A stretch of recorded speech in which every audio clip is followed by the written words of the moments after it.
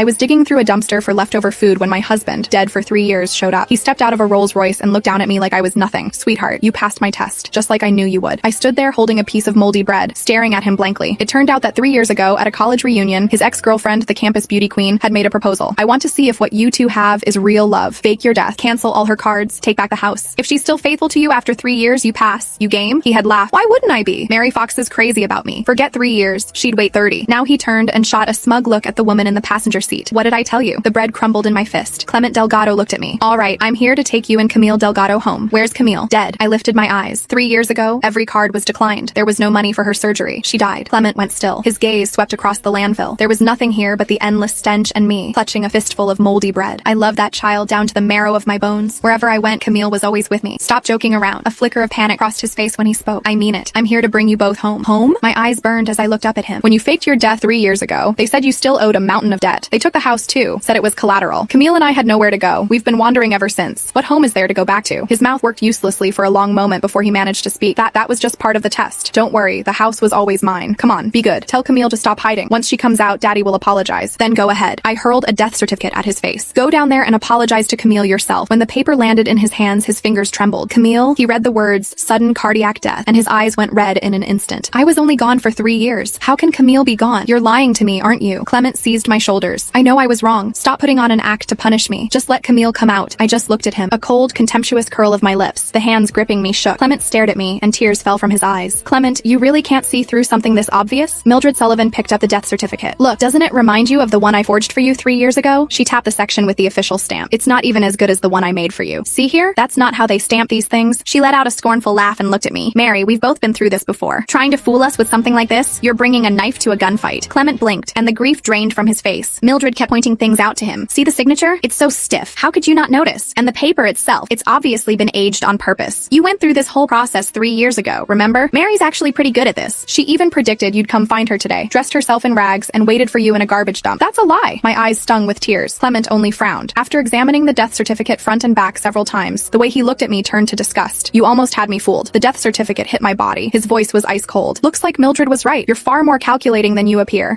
By the end of today, bring Camille home. She's only 6. She doesn't need to learn bad habits from a mother like you. He turned to leave. I scrambled to my feet, desperate to stop him, but Mildred stepped between us. Mary, her voice dropped to a whisper, only the two of us could hear. I know Camille's been dead for a long time. I stared at her in disbelief. Want to know why Clement doesn't? She laughed softly. Because I made sure every piece of news about Camille never reached him.